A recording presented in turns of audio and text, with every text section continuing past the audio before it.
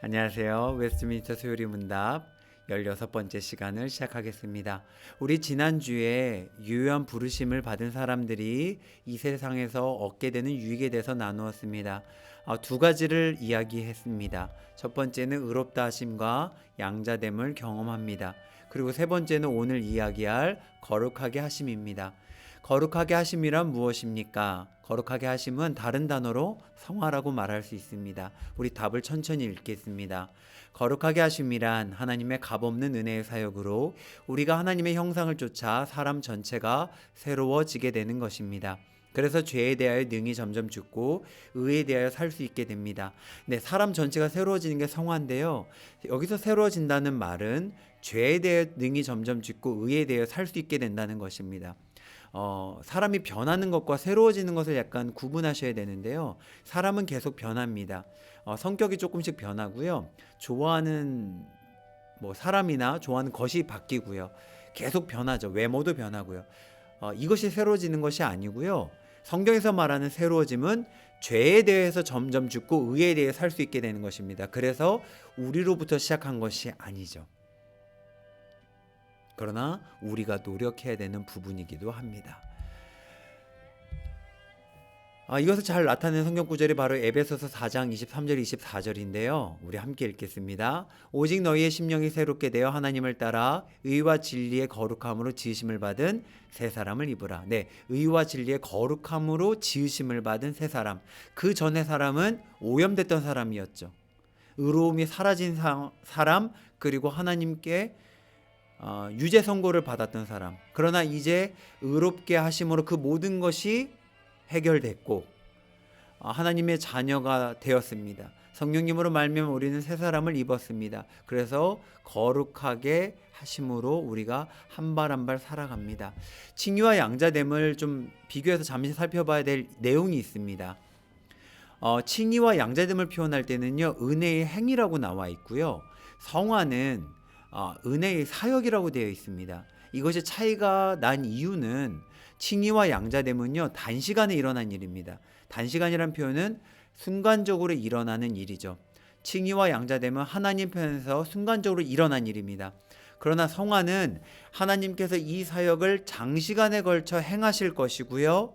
특별히 성화는 인간, 우리도 함께 노력해야 되는 부분입니다.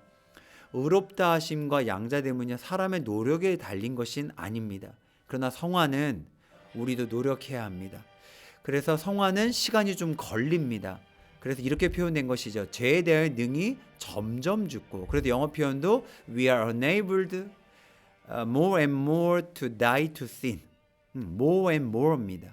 한 번에 죄에 죽은 것이 아니고요.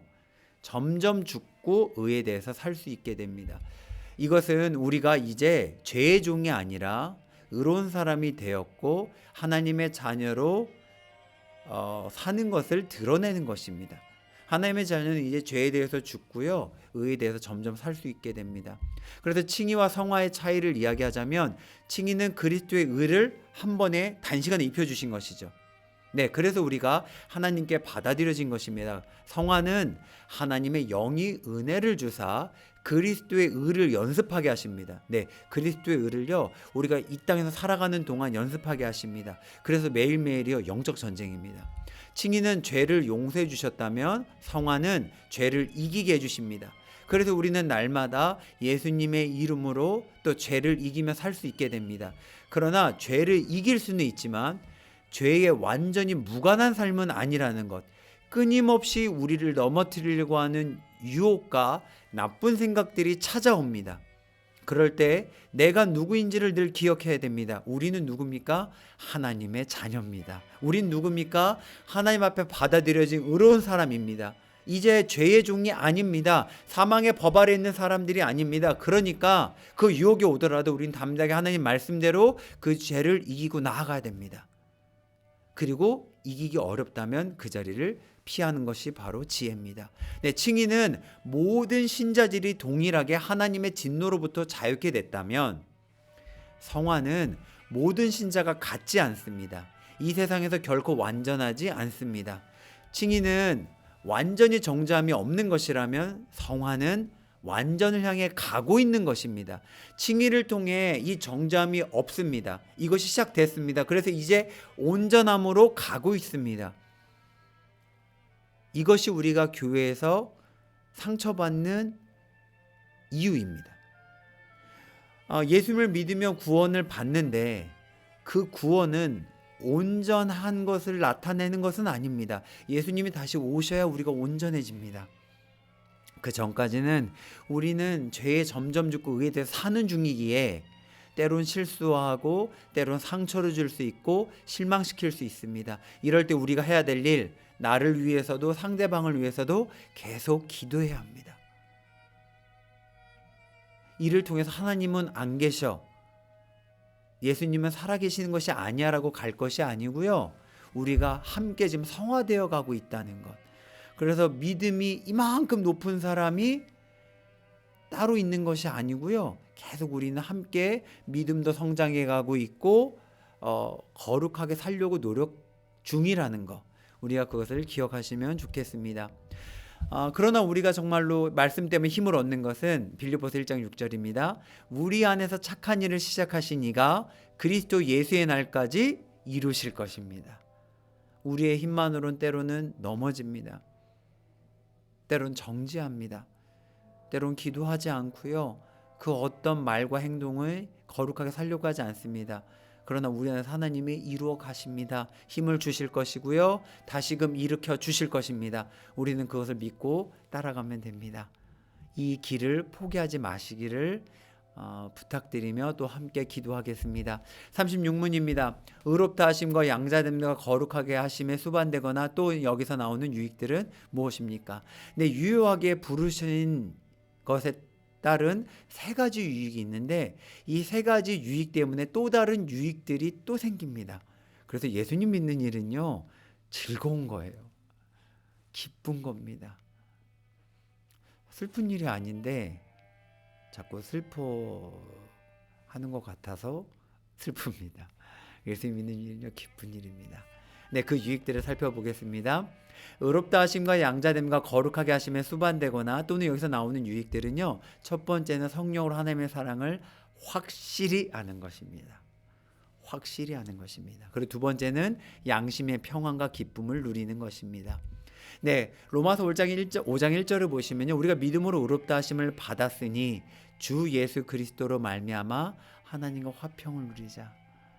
하나님의 진노 아래에서 벗어나 하나님과 화평을 누리는 사람들이 되었습니다. 여기서 끝이 아니죠. 하나님의 사랑이 성령으로 우리에 부어집니다. 멈추지 않는, 지치지 않는, 변하지 않는 영원한 그 사랑이 우리 마음에 부어집니다. 이 사랑을 날마다 구하시고 누리시기를 축복합니다. 그래서 제가 제일 좋아하는 찬양 중에 하나가 이 시간 너의 마음속에 하나님의 사랑이 가득하기를 원한다는 그 찬송을 제가 그래서 제일 좋아합니다.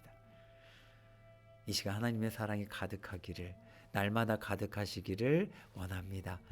로마서 14장 7절은요, 하나님 나라는 먹는 것과 마시는 것이 아니요 오직 성령 안에 있는 의와 평강과 희락이라. 아멘. 하나님의 나라는요, 성령 안에 있는 의와 평강과 희락입니다. 그래서 우리가 양심의 평안과 기쁨을 누리기에 잠언 말씀처럼요, 마음의 즐거움을 얻게 됩니다. 그래서 실제로 건강해집니다. 예수님 믿는 유익은요, 단순히 천국 가는 것만 있는 것이 아니에요.